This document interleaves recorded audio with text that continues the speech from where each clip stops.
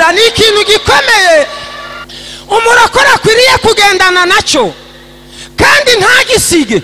Uzagera mu kibazo papa wawe, mama wawe, umuryango wawe, umuyobozi wawe atazigereza ngo hagararemo ngo akurengere, usije gutegerereza Imana yonyine. Iyo bigezaho rero tuyoborwa no kwizera. Kwizera niko kugira gute kutuyobora kandi tukaba ijoro rigaca n'irindi rigaca ubuzima bugakomeza. Hari aho tuzahagarara nyuma y'ibyo byose mbabwiye. Ijambo ry'Imana ku murongo wa 10 mu gice cya twasomye kiravuga ngo kuko twese hatavuyemo n'umwe, umwana, umukuru, umugabo, umugore, umuyobozi, umuyoborwa, yego yego, umuririmbyi n'umunyamasengesho, pastori, mwarimu w'ikanisa, twese hatavuyemo. Niko Bibiliya ivuga ngo kuko twese dukwiriye kuzagaragarizwa imbere y'Imana, imbere y'intebe y'imanza ya Kristo, kugira ngo umuntu wese ahabwe ibikwiriye ibyo yakoze, aba ari byiza cyangwa ari ibibi. Nibyo buri wese azamurika ageze imbere y'Imana. Urwego uriho rwose menya ko ari ahantu uzahagarara. Uko waba ureshya kose menya ko ari ahantu uzahagarara. Ibyo ukora ahantu abantu batabona, Imana irabizi, uzahagarara imbere y'Imana. Ibyo ukora aho abantu bareba, ibyo Imana irabizi, menya ko uzahagarara imbere y'Imana. Imirimo ukora izaguherekeza. Hari aho uzahagarara ukayimurika. Hari bose tuzamurikira imirimo, nanjye nzayimurika, nawe hari bose mukuru witwa Imana ishobora byose, tuzamurikira ibyo twakoze. Ubu turi mu kazi. Haleluya. Ubu turi mu kazi, buri wese yirinda uko yubaka. Pawulo mu gice cya 3 mu rwandiko rwa mbere yandikirira itorero yarababwiye ngo buri wese yirinda uko yubakaho. Hari abubakisha ibyatsi, abandi bakubakisha ibiti, abandi bakubakisha ibikenyeri, abandi bakubakisha amabuye. Arangije aravuga ngo mumenye yuko umurimo wose w'umuntu yubatseho uzageragereshwa umuriro, kandi urya munsi niwe uzawerekana.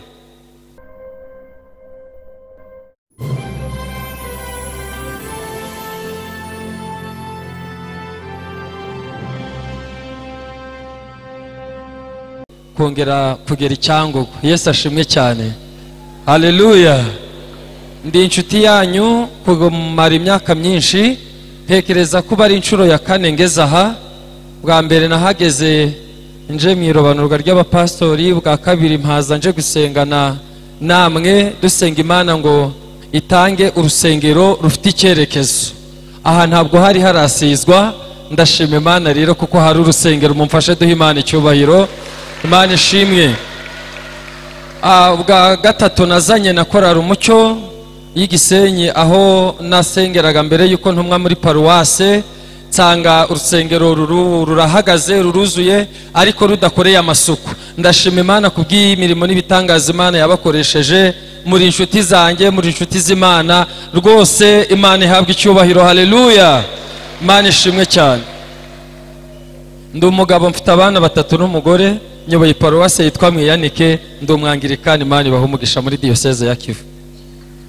Reka dukomere Imana amashyi tumwakire. Ibintu bibiri mu ndirimbo, kandi turabikora mu minota mike cyane. Fata ibitabo byacu turirimbe indirimbo ya 424 mu ndirimbo zibanza zo guhimbaza Imana. 424 niyo ndirimbo turahita turirimba. Ubu dukoze korari nkuru. Haleluya. 424 iteka nagendaga ndemerewe n'ibyaha. Nagendaga ndemerewe n'ibyaha, ntiyagira ikibasha kumara umubabaro. Ndashima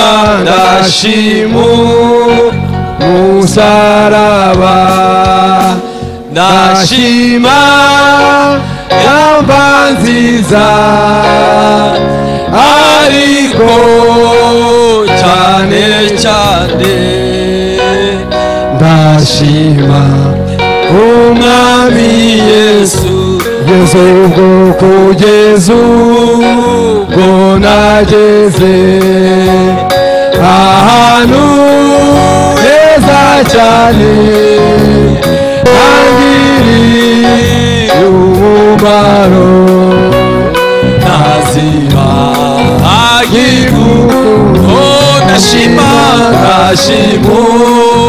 umusaraba wa Yesu ndashima yamba nziza ariko cyane cyane ndashima umwami Yesu iri umunezero waniho hani umutwaro wavuye ku mugongo ndashima umusaraba wa Yesu ndashima yabaziza ariko cyane ndashima umwami Yesu umusaraba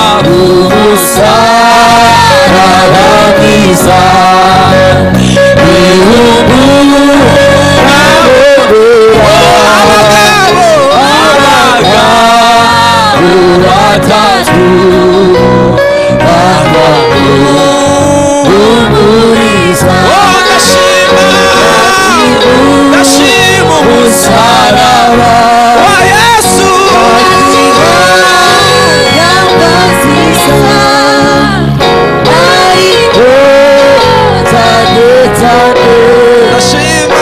ndashima umwami Yesu umusaraba mwiza ni umuntu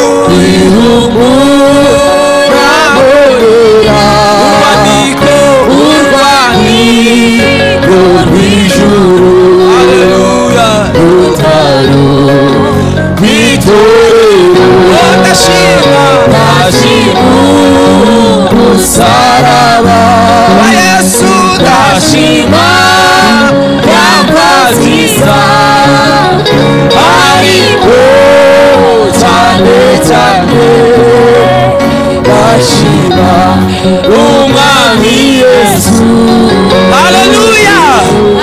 haleluya amina Mana uhabwa icyubahiro turagushima kubw'umusaraba turagushima kubw'amaraso yawe izina ryawe rihimbazwe haleluya Bana natwe muri uyu mwanya uvugane natwe kandi icyo ushaka kuvugana natwe duteze amatwi ngo twumve icyo dushakaho izina ryawe rishyirwe hejuru mu izina rya Yesu amen Bana ibaho umugisha mwicare indirimbo iramfasha cyane ndashima umwami Yesu muri ibyo byose mfite amashimwe ndashima Yesu wankijije izina ry'Imana rihimbazwe umwanditsi w'indirimbo yaravuze ngo ku musaraba niho umuntu ajabonera urwandiko rw'ijuru rutari urw'itorero icyo gice numva kimfasha cyane kurusha ntambara z'uburyo bwinshi mu buryo butandukanye ubigenda hejuru kubera ko ufite urwandiko kandi wahanze amaso umusaraba ndashima Yesu rero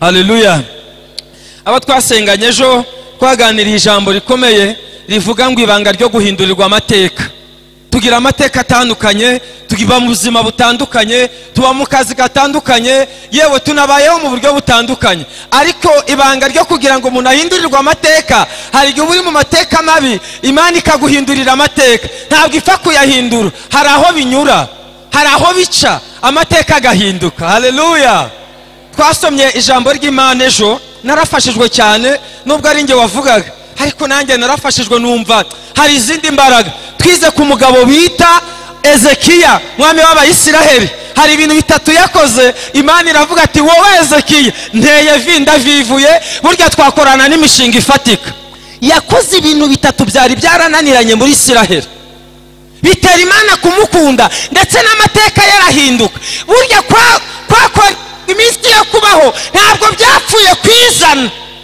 hari igihe dusoma ntidusobanukirwe ariko ntibyapfuye kwizana ahubwo hari icyabiteye Ezekiya yakoze ikintu gikomeye amaze kuba umwami yasanze muri Isiraheli harimo ibigirwamana barabizanye babitereka kuri aritari.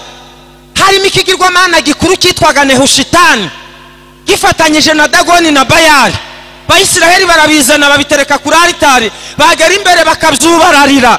Iyo Nehushitani cyari ikigirwamana cy'inzoka Mose yari yaracuze mu muringa, arangije akimanika mu butayu. Umuntu waribwaga n'inzoka wese yakireba agakira. Nyuma yuko Imana yari imutegetse gukora ibyo, Abayisiraheli baragihindura. Aho kugira ngo biringire Imana ibakize bakirebye, ahubwo biringira cya kigirwamana, bakigira Imana nkuru, bakita Nehushitani.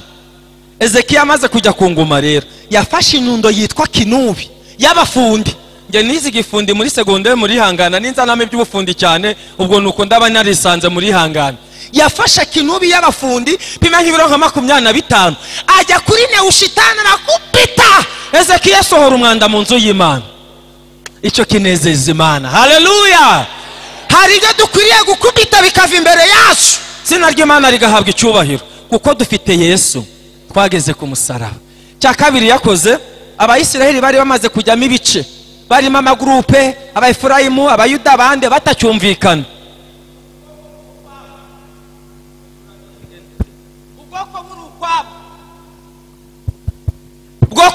Ubwoko buri ukwabwo, grupe iri kwayo, abantu bariremyemo ibice mu buryo butandukanye. Ezekiya hageze rero ku ngoma, akora ikintu kiri special kinezeza Imana.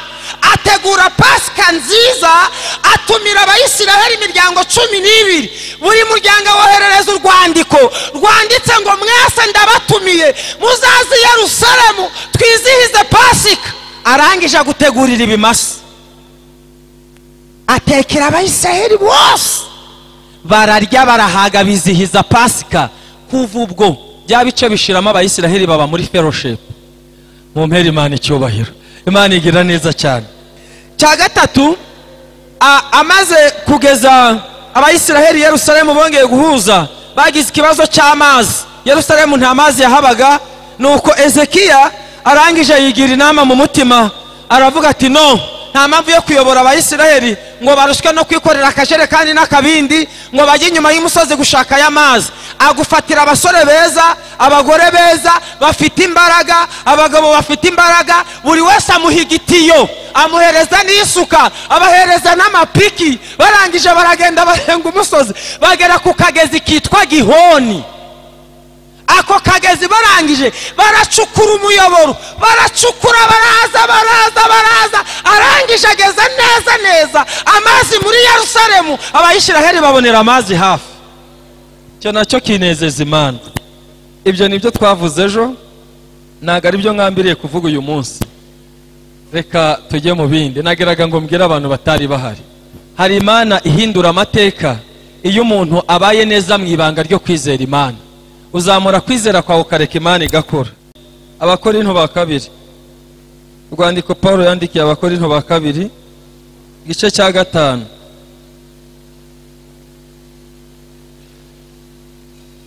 Igice cya 5 turasoma duhereye ku murongo wa mbere tumanuke hepfo gato.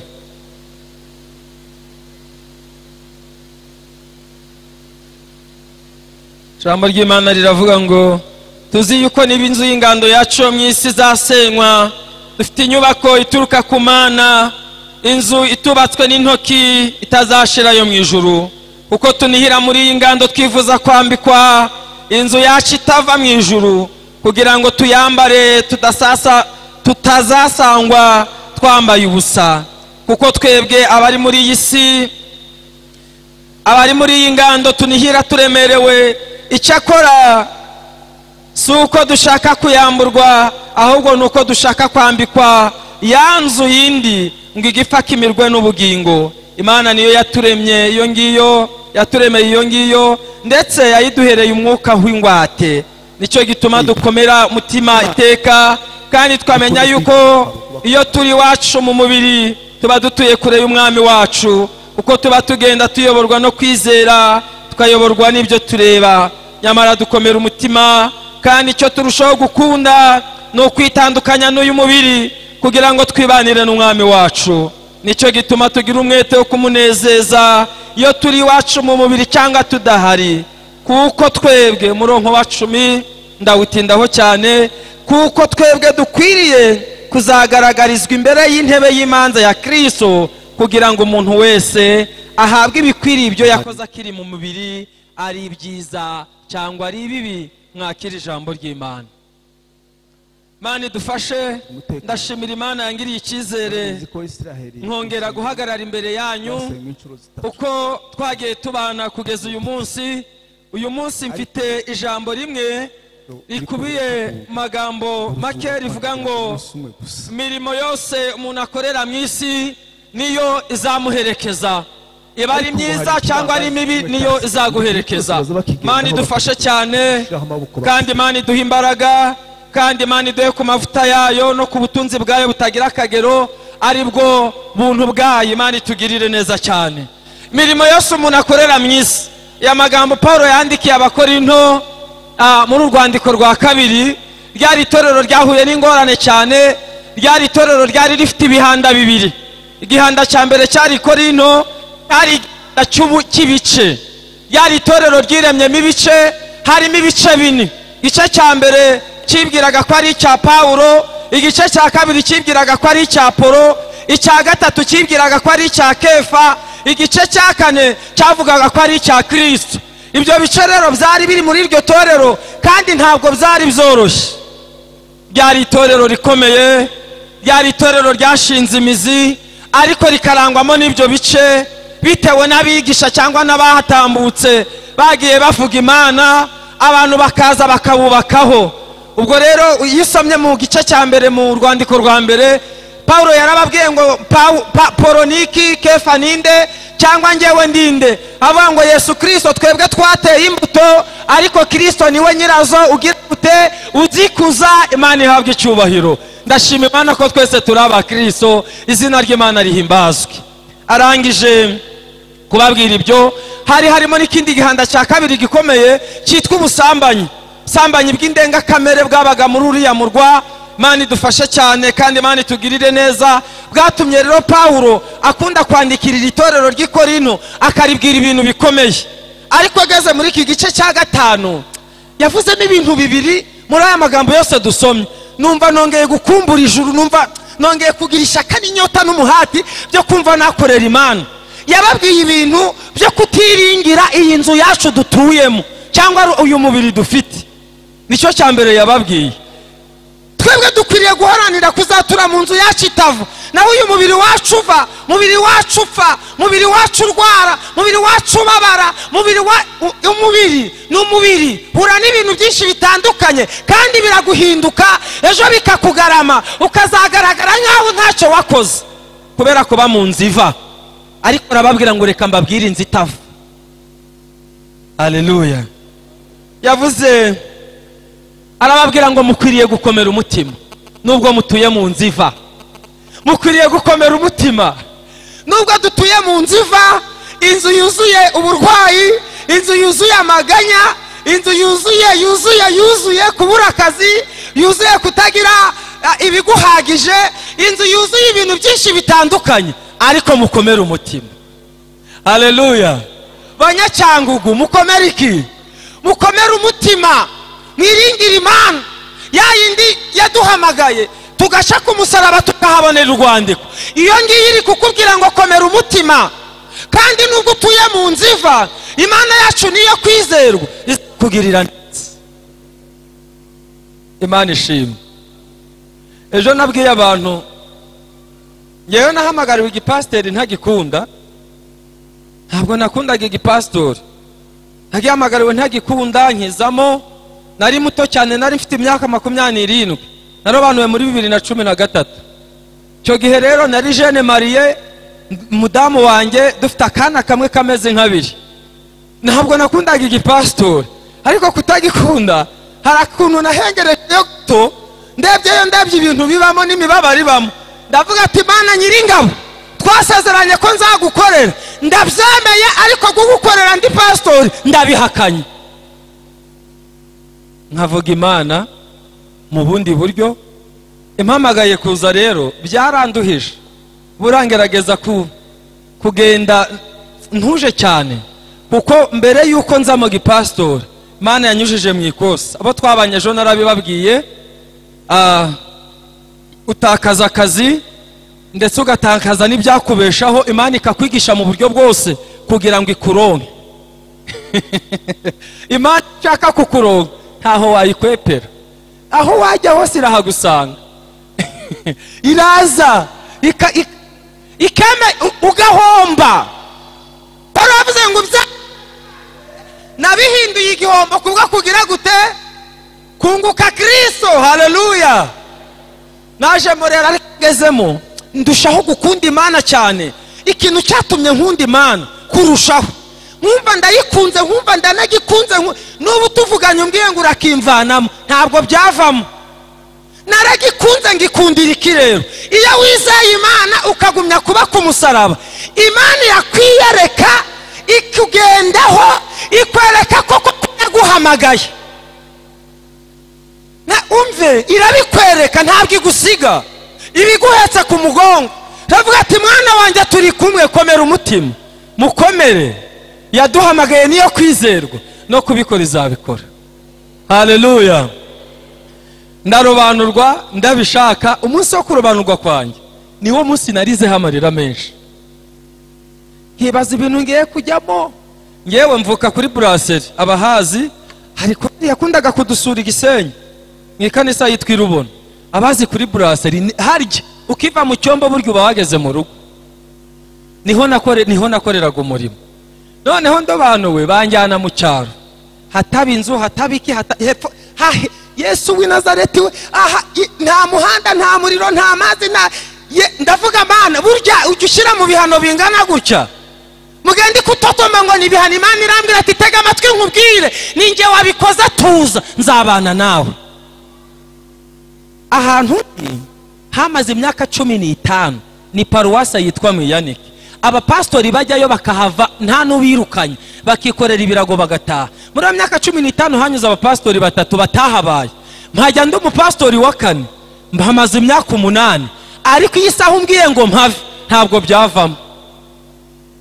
Imana igikwiyereka ikagendana nawe, kuko ndagira ngo nkubwire ngo itangira ryawe ryaba rito cyane, ariko nibategerereza imbere gatoya bazareba ibyo Imana izakora. Itangira ryawe ryaba rito, itangira ryawe barisuzugura, itangira ryawe Satani yakwereka ko byagucikiyeho ukabona ko nta buzima, ariko nibategerereza imbere gato ibintu birasobanuka. Haleluya. Imana ishimwe cyane.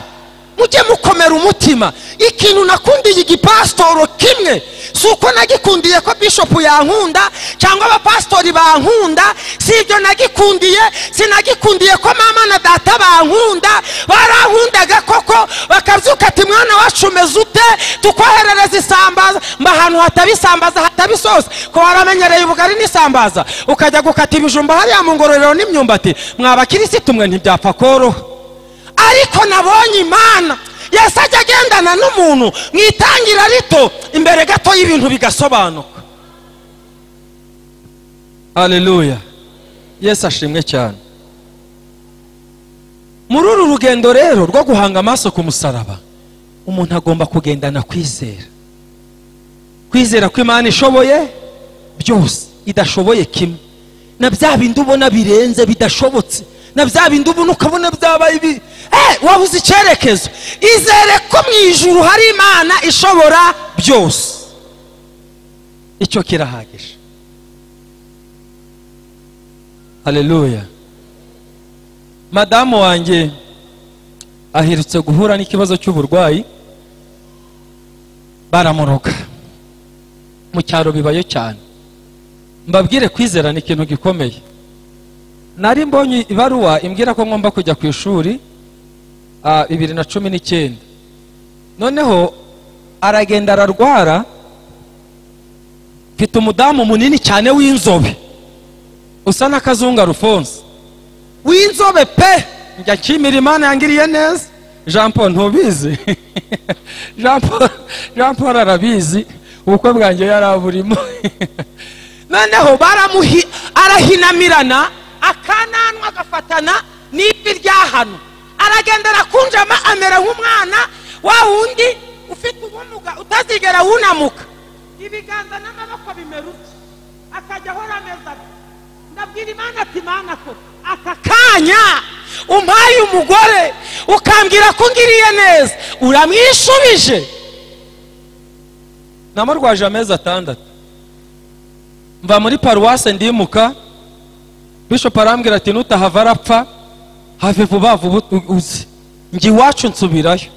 Ndamurwaza ukwezi kwa mbere kwa kabiri umugore ameza atyo nta wundi wamumenya. Murabiza abagabo n'abagore nta wundi wamumenya ibintu byose abikoreraho amenye yarafatanya atya kugira ikintu twamuhaga nafataga uturyo nka tunoma nka tugira nk'igikoma gasukisha mu kanwa ikiyiko. Mbega ikintu gikomeye nicyo kintu nahuriye nacyo kuri wa musozi cyambabaje. Ndagenda nduma kwa mbere kwa kabiri kwa gatatu kwa kane bigeze mu kwa gatanu mu kwezi kwa kane arampamagara ni sheri Imana ishimwe umugore wanjye kuva twabana anyita sheri kugeza na n'ubu imyaka 10 irashize. Ari ukuntu abantu bavugaga ngo birango n'iby'abana ngo bizashira rufose we ubizi ngo bizarangira ngo birango. Numvaga nkunze umugore wanjye kuko nari mubonye aturutse mu gisubizo giturutse ku Mana. Ndashima Imana kuva twabana yarakara yaseka narakara naseka ni sheri nta bindi. Haleluya. Imana ishimwe. Mu kwa kane arampamagara arambwira ati vayo. Ndagenda aranyongorera atangira kumbwira uko ibintu bihagaze. Arambwira ati bonaka hari amafaranga iki kimina harimo amafaranga uzabyiteho kandi abana banjye uzabazirikane ntuzabababaze. Twari dufite yarafite umwana w'amezi 3 w'uruhinja. Imana irashobora. Haleluya. Amezi 3 w'uruhinja ubwo wa gatatu ari nawe dufite ubu ngubu dufite 3 ubwo yari wa gatatu ari uruhinja. Umwana aragenda urumva ajya ku mata ibyo konka biribagirana ntibyagombaga gushoboka. Arambwira ati abana banjye ubazirikano biteho kwifata byarananiye ikiniga kiraza amarira araza.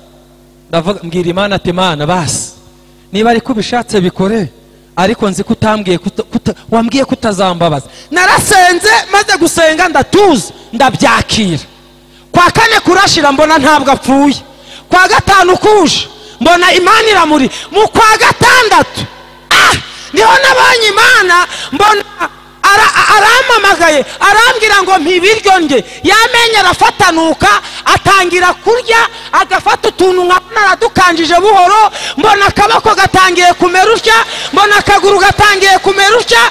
Ndavuga ati Imana yatangiye kurambuka amaboko amaguru atinda kurambuka ndakomeza ndahaba. Mama yarumiwe mabuko yaraje arahatura rumirwa ibintu birakomera.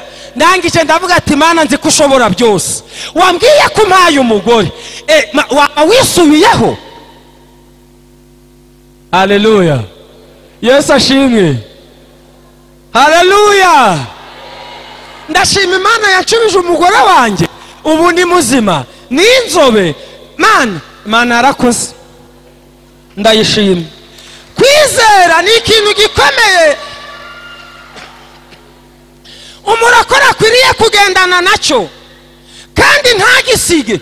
Uzagera mu kibazo papa wawe mama wawe umuryango wawe umuyobozi wawe atazigera aza ngo ahagararemo ngo akurengere usige gutegerereza Imana yonyine. Iyo bigezaho rero tuyoborwa no kwizera. Kwizera niko kugira gute kutuyobora kandi tukabaho. Ijoro rigaca n'irindi rigaca ubuzima bugakomeza.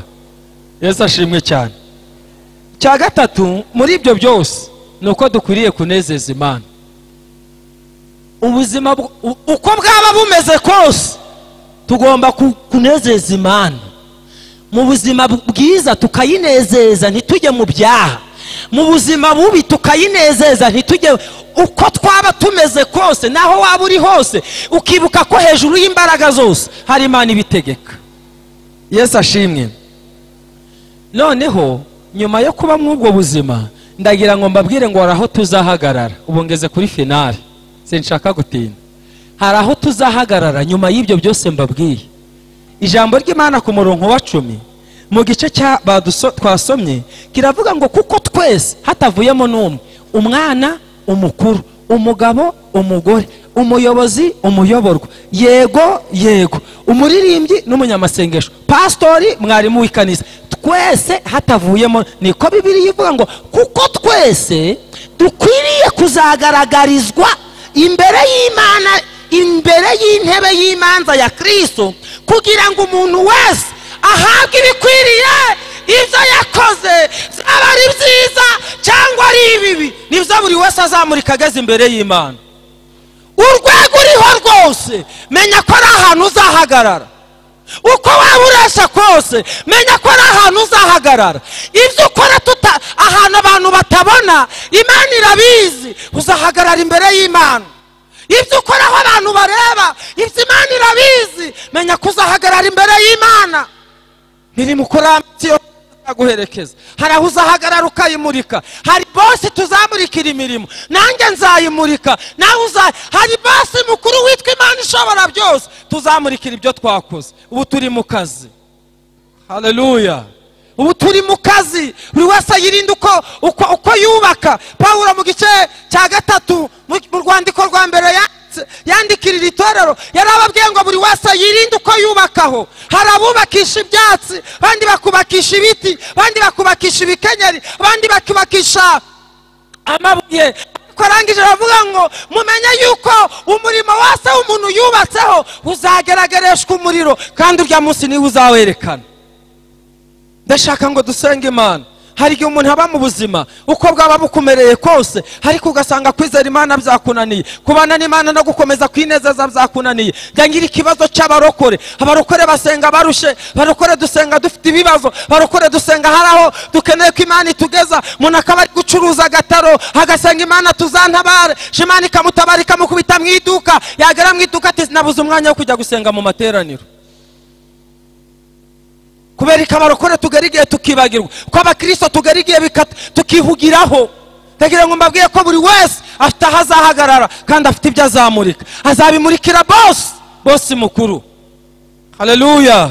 Mbere y'ukureba umuntu kuri imbere, mbere y'ukureba igikuta kikuri imbere, mbere y'ukureba so, mbere y'ukureba umubyeyi wawe, mbere y'ukureba bosi uri kugukoresha mu mirimo, muri ofisi yose uri gukoreramo, menya ngo imbere y'Imana uzahagararayo kandi ufite ibyo uzamurika. Ngira ubwoba nkavuga nti Imana, naba nararuhiye iki imiruho narushye kuva nkiri umwana, ngiye nakishijwe mfite imyaka 9, nta buhamya burebure mfite bw'ibyaha, ariko mfite ubuhamya burebure bw'ibyo nahuriye nabyo mu itorero. Iri torero nari kubitiwemo, naryambariye mu busa. Iri torero hari igihe umuntu yirata ngo mfite ibibazo, ni nakubitiwe mu rusengero imyaka 4. Bigo nubuhamya ntajya nceceka kuvuga. Imyaka 4 ngewe nigishijwe, nta muntu wigeze unyigisha ngo ndajya muri Sunday school ngo banyigishe. Nabaye muri Sunday school nta wanyigishije, mba mu rubyiruko nta wanyigishije. Ahubwo igihe twari tuzamutse mu mbaraga zo kuvuga Imana, duhura n'abantu mu itorero baratwitsa, watera haleluya te mu izina rya Yesu ceceka. Ariko Imana yatubereye Imana, haleluya.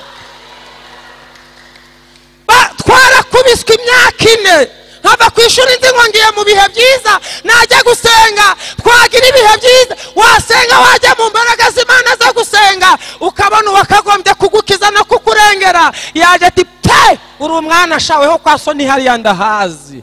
Ntabwo wowe Imana yapfa kugukoresha.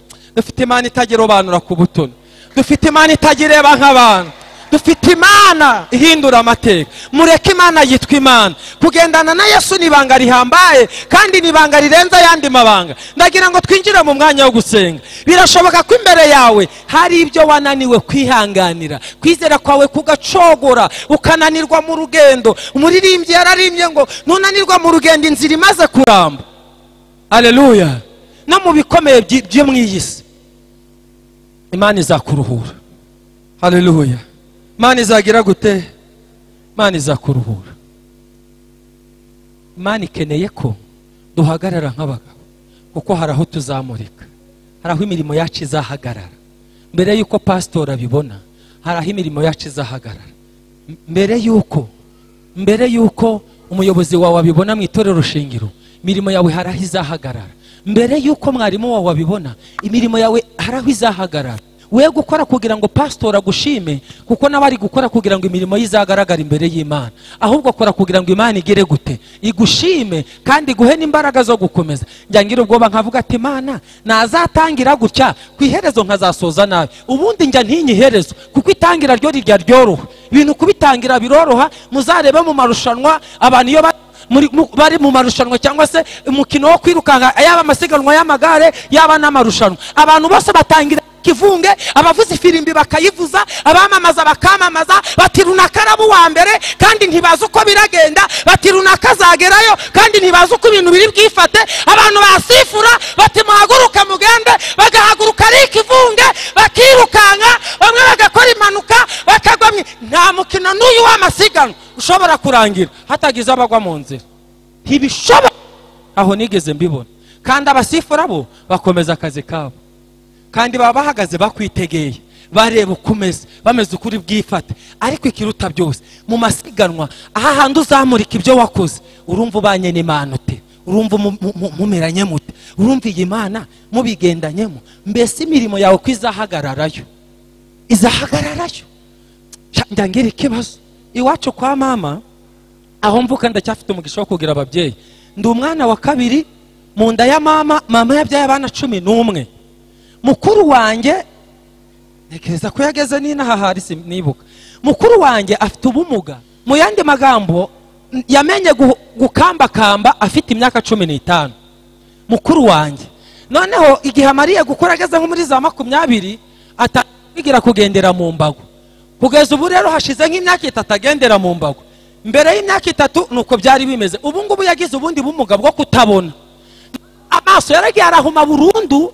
Bamuvuje Kabgayi baramubaga, y'amaso bayabaze, wa muhungu wacuze y'amaso bayabaze, none haragendera huma burundu, nako yanenyejezaga ntabwo akikabona.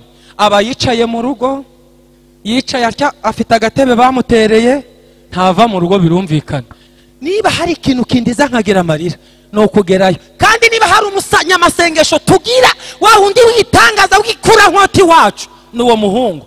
Aba yicaye atya nyine, iyo yumvishije hari gikomye abandi badahari, nukubaza urinde Yesu w'i Nazareti. Nigeze kugera ejo bundi, nuko nkubise urugi rwo kwirembo, arabaza ngo urinde. Mana koko mugeze imbere akakomeza ngo urinde, numva ikiniga kiramfashe, ndavuga ariko Mana koko ibi wabyemereye iki?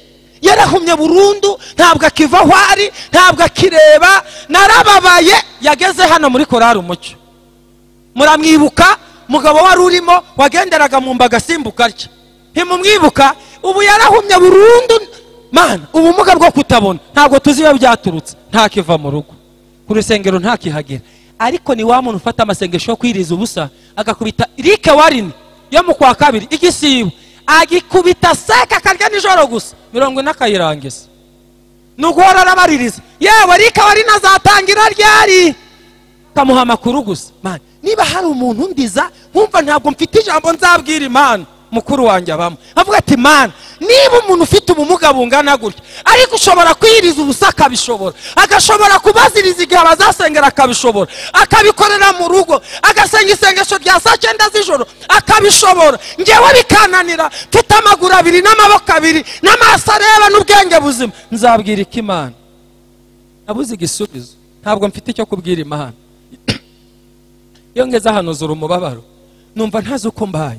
Ndagira ngo mbabwire ko buri wese azamurika imbere y'Imana ibyo yakoze. Imirimo ukora wirebana n'umuntu kuri imbere, kuko nawe afite ibyarimo. Nashaka azakubera igikuta, nashaka azakubera igisubizo, ibyo biramureba nawe birakureba. Menya ko hagati yawe n'Imana nta kindi kintu kizaguhagarara imbere. Ugeze imbere y'Imana uzamurika ibyo wakoze. Umwanya wawe uhagazemo, urishuwa yuko uzahagarara imbere y'Imana ukumva nta rubanza ufite. Biragoye muri iyi si, nta nubwo byoroshye, ariko buri wese agiye kurebana n'Imana. Ndagira ngo dusenge, buri wese narebane n'Imana. Ntugire ubureba, kuko imbere yawe hari byinshi. Hari akazi kakugoye, hari umuvandimwe wakunaniye, hari umugore umugabo bitameze neza, hari umwana wakubereye igitsikamutima, hari umuyobozi wakubereye igikuta. Ntumurebeho, rebana n'Imana, kuko uwo ntago ari uzakubaza ibyo wakoze, ahubwo uzakubaza icyo wakoze ni Imana iri mu ijuru. Rebana n'Imana. Ndagira ngo dufate umunota umwe buri wese yitekerezeho. Noneho numara kwitekerezaho buri wese yitekerezeho, buri wese agenzure mu rugendo rwe rwo gukizwa. Mbese ku musaraba twageze turacyahahagaze, cyangwa rwandiko twavanyeyo nuko sinzi uko byagiye. Igice cyakurikiyeho cyo ndirimbo cyavuze ngo umugabo nta bwenge we yigendeye nta n'urwandiko. Mbese waba uri hano udafite urwandiko? Mbese waba uri hano utazi iyo biva niyo bijya? Mbese uri hano uri kumva umeze ute? Imirimo yawe yose ukora niyo izaguherekeza. Wasuye ababyeyi ryari? Abarwayi wabasuye kangahe? Wafashije imfubyi ryari? Itorero warikoreye ute? Ibya 10 byawe n'amaturo ni itegeko ry'Imana. Ibi bintu wabibaye mute? Ubihagaze mute? Imirimo uri gukorera muri iyi si ihagaze ite? Umunota umwe buri wese yitekerezeho. Noneho umuntu urumva akeneye isengesho yo kugira ngo yambare imbaraga zo kugira ngo Imana imuhe imbaraga, imwongerere amavuta, imwongerere no gukizwa neza, gukizwa neza no kugira ngo utunganye ibyo utatunganyije neza. Urahaguruka dufatanye gusenga. Buri wese abanze yitekerezeho. Imbere yayande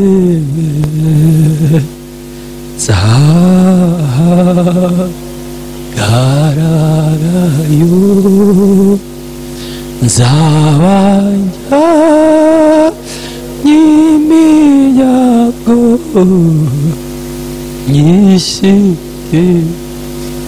nyishikireze yanyishuriye yanyishuriye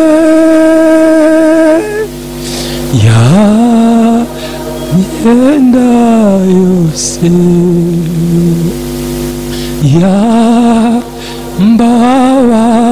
yambabariye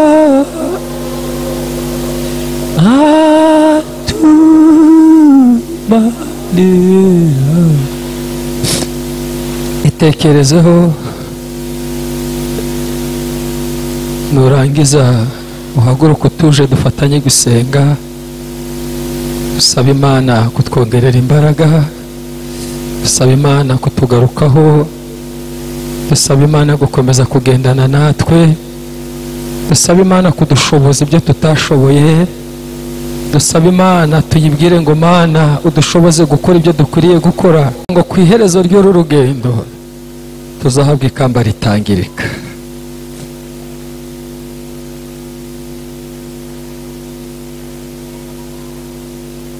Urumva yarangije kwitekerezaho, ari buze guhaguruka dusengane. Ni ufite imbaraga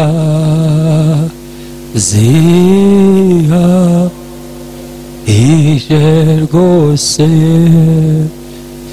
zo gukiza ababembe, zigakiza umutima,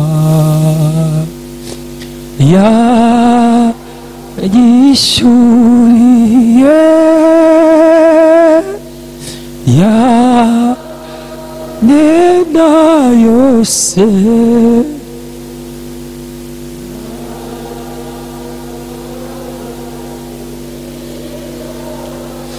Yesu.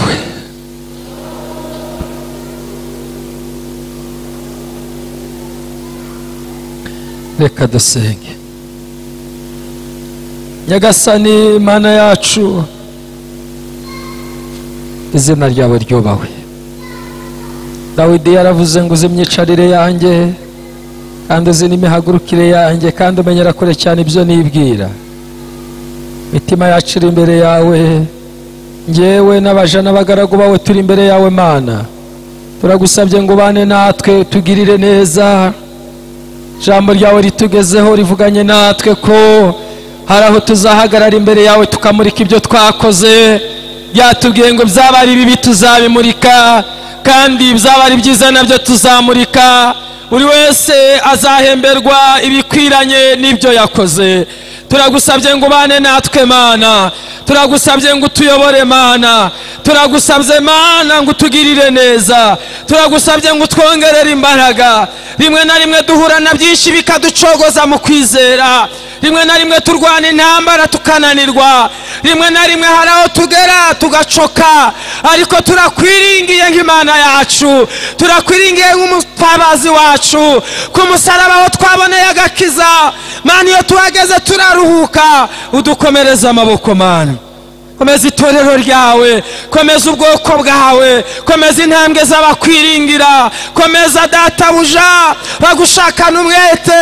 Ijambo ryawe ryambwiye neza ko abo ngabo batazakubura Mana. Ikiragi kandi impumyi yitwa Baritomayo yaratatse cyane kuko yari gukeneye, irataka ngo mwene Dawidi mbabarira, izina ryawe nirihimbazwe. Natwe turatatse Mana, tugirire neza, tugirire imbabazi. Turatatse ngo urwanane natwe, turatatse ngo ugendane natwe, turatatse kugira ngo tuyobore mu rugendo rwo gukizwa, kugira ngo ku ruherezo ry'uru rugendo tuzahabwe ikamba ritangirika. Izina ryawe nirihimbazwe. Turasengera umurimo wawe muri iyi katedrale, komeza umurimo wawe kandi imbaraga zawe zibane n'abantu bawe. Abagenda bahinnye amaboko bahereze kuyarambura bagukorere, ko amaboko arambuye aragukorera, arakubyinira mu izina rya Yesu Kristo. Asura abarwayi, afasha indushyi, tanga amaturo. Aya maboko Mana arakora imirimo ikazaduherekeza. Izina ryawe nirishyirwe hejuru. Tugushimiye ijambo ryawe, kiruta byose dufashiriza ubugingo, ko nibwo bizakureba. Imbabazi zawe n'urukundo rwawe komeze kutuzaho mu izina rya Yesu, amen. Tukiri muri uyu mwanya, ndashaka gusengera abarwayi bari mu iri teraniro mu izina rya Yesu Kristo. Barambura ibiganza byabo dusenge. Ndumva nshaka gusengera abantu bafite ikibazo, uburwayi bukira, uburwayi budakira, uburwayi bwababuje vuba cyangwa se bugutinzeho. Mu ijuru hari Imana ibutegeka. Urambura ikiganza dusengane Imana. Kandi Nyagasani Imana, ibi biganza byose birarwaye turabisengeye mu izina rya Yesu Kristo. Ukiza abantu bawe, mbatuyeho imbaraga zawe, mbatuyeho gukira, natuye imbaraga z'Imana ishobora byose, zihindura amateka, zihindura ubuzima. Kristo fashemira ubutware bw'umwijima, kugira ngo ubutware bw'Imana butegeke. Icyubahiro ni kibi cyawe Mana. Urakoze, turabyizeye, tugukomeye amashyi, tukuvugirije impundu kubw'imirimo n'ibitangaza ukora mu izina rya Yesu Kristo umwami wacu, amen. Reka dukomeze guturiza imbere y'Imana. Bene data, kumva ijambo ry'Imana ni kimwe, kuryizera ni ikindi, no gushyira mu bikorwa iki jambo ry'Imana ridusabye ni ikindi. Ni nacyo cy'ingenzi cyane. Ndumva nifuza gusenga kugira ngo nsabe Imana n'umwami wacu Yesu Kristo, kugira ngo umwuka wera w'Imana abe muri wowe, abe no muri nje, kuko dufatanyije urugendo twese. Kuko Satani abarekereje ngo asahure, hanyuma ukaza ukumva ijambo ry'Imana, ndetse ukumva ufite n'umutima umenetse, umutima wo kwihana, ugahiga imihigo mu mutima, ukabwira Imana icyo uzakora, ugasezeranyiriza Imana uburyo ugiye kugenda, ukagira ibyo wanga. Wagera hanze, ijambo ry'Imana wumvise, imihigo wahigiye Imana, ibyo wagambiriye gukora byose Satani akabikwibagiza, akakubwira ngo n'ubundi wabayeho ukora ibi ngibi, wabayeho udakora ibi ngibi, wabayeho wigendera gutya, nta muntu uzi ko wabiretse, nta muntu uzi ko wiyabyemeje. Zihorere gukomeza ubuzima busanzwe. Ubundi ukagenda ukubita 2 amezi 3, wagaruka mu rusengero nkangaha, umuvuga butumwa kongera kuvuga ubutumwa, ukongera ukiyemeza, ukumva hari ibyo wanze, hari ibyo uretse, hari ibiguteye isesemi, ukagera commitment mu mutima wawe ibyo ugiye gukora, ukongera ugasohoka n'ubundi, ukongera ukagenda. satani akongera kuzindikira mu kazitiro gutyo, ukongera ukahora mu ruziga rumeze gutyo, uruziga rumeze gutyo, rwanaje nagarutse nihariye narekeye aho, bikarangira satani n'ubundi akugize umunyago wiwe. Ariko twumvishe ko umuntu azahagarara imbere y'Imana ajyanye umunyago. Ntibitangaje ko umugore wanjye tutaduhagararanye, umwana wanjye tutaduhagararanye, namwe uwo munsi tuzaduhagararanye n'uri pastor wanyu. Nzahagarara imbere y'Imana njyenyine, nawe uzahagarara imbere y'Imana wenyine. Ibyo bintu mubizirikane, kandi muzirikane ko umuntu azahagarara imbere y'Imana ajyanye raporo y'imirimo yakoze muri iyi si. Ibyo mubizirikane bene data, ubijyane. Guhinduka nudahinduka, nutagira ibyo ukora, nutagira ibyo ureka, ntacyo tuzabazwa. Ngewe nk'umupastori, umuyobozi wanyu, Imana yashyize ku mutima mumamagare umuvugabutumwa, araza, aravuze, ararangije, ejo tuzavuga n'abandi bazavuga. Ariko wowe ubwawe n'Imana yawe n'umutima wawe ni wowe gutekereza, ni wowe guhitamo. Mwami Imana, mu izina rya Yesu twongeye gukomeza kukwinginga, nongeye gukomeza kukwinginga ngo wakiriye imitima, wakiriye imitima, wakiriye imitima y'abahagurutse, wakiriye imitima y'abatahagurutse. Mwami Imana yacu, Mwami Imana yacu, Mwami Imana yacu, Mwami Imana yacu, ni wowe ufite imbaraga zihagije zo gukiza abarwayi, bakiza imitima.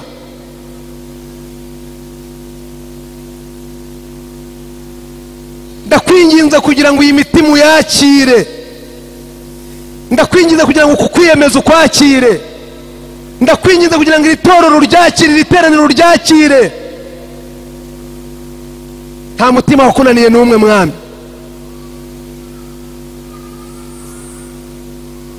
Imitima y'inyama imitima yabaye amabuye ataswa uyihindure ibi mitima y'inyama yumva, imitima yaceremera amatwi yumve ijambo ry'Imana rituganze.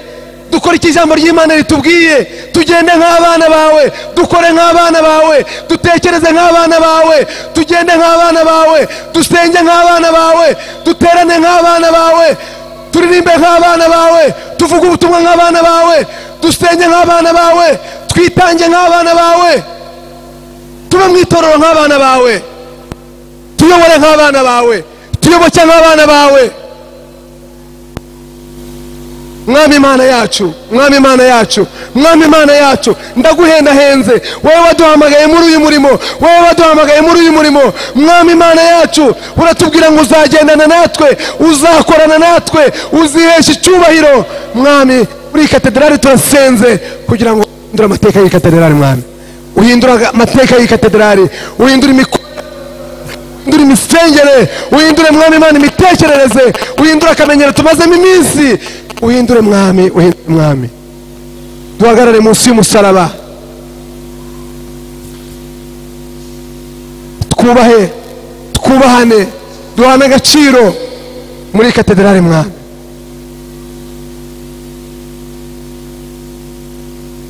uduhe gukorera mu bumwe, uduhe gusengera mu bumwe, usuke umwuka w'umwe muri iri torero, usuke umwuka wo gutuza muri iri torero, uturisha ibitavuga Imana, uturisha ibitavuga Imana. Intumwa za Satani muri iri torero uzihindure mu izina rya Yesu. Intumwa za Satani, abagenti ba Satani, mu izina rya Yesu wahinduke.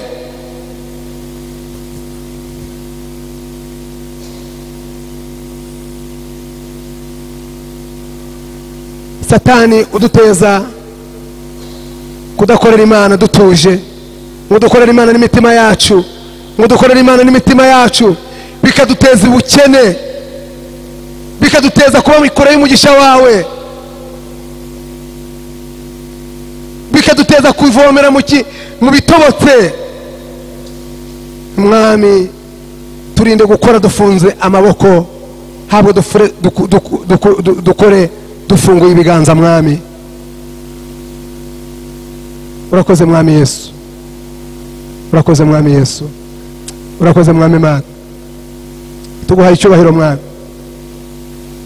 tuguhaye icyubahiro mwana. Ntabwo tuzigera dutuza kuzageza ubwo Yerusalemu uzahindura amashimwe. Ntabwo tuzigera dutuza tutari twabona byinshi wakoze ku murimo wawe, tutari twabona uhindura ibintu uko bigomba kuba.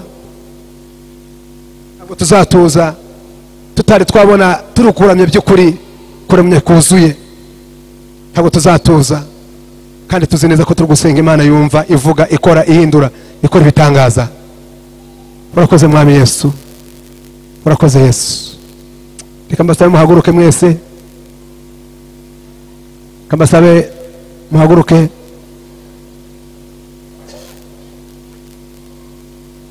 Tugiye kuguma mu mwuka wo guhimbaza Imana, mu mwuka wo kwitekerezaho, mu mwuka wo kumva ijwi ry'Imana ngicishe bugufi imitima yacu n'ibitekerezo byacu.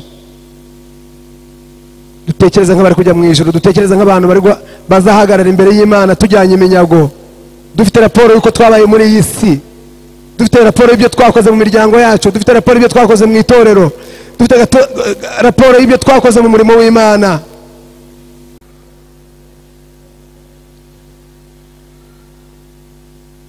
Amahoro Imana itanga, amahoro ava mu mutima w'Imana, amahoro aruta uko umuntu wese yakwibwira.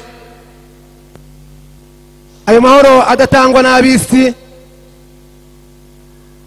ayo mahoro adatangwa n'ubutunzi, ayo mahoro adatangwa n'uko umuntu yize amashuri menshi, ayo mahoro adatangwa n'inshuti, ayo mahoro akomeza arinde ubwenge bwanyu kugira ngo ukunda umwana wayo umucunguzi wacu Yesu Kristo, kandi umugisha w'Imana Data wa twese,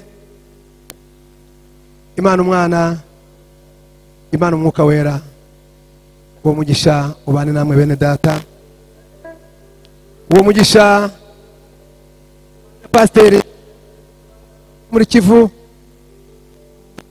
atutwamarana iminsi aduhesha umugisha.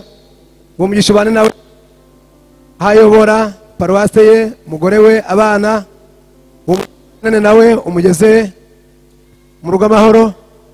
Uwo mugisha uzabane namwe muri kino cyumweru mu byo muzakora byose. Uwo mugisha uzabe mu byo muzaramburaho ibiganza byose. Uwo mugisha uzabe mu mibiri yanyu, mugire ubuzima buzira umuze. Umugisha mu rushako no mu rubyaro, muzagira umugisha mumanuka, mugire umugisha muzamuka, mutambika, muzagira umugisha, muzabanye umugisha kandi muheshe umugisha. Mu izina rya Yesu, amen.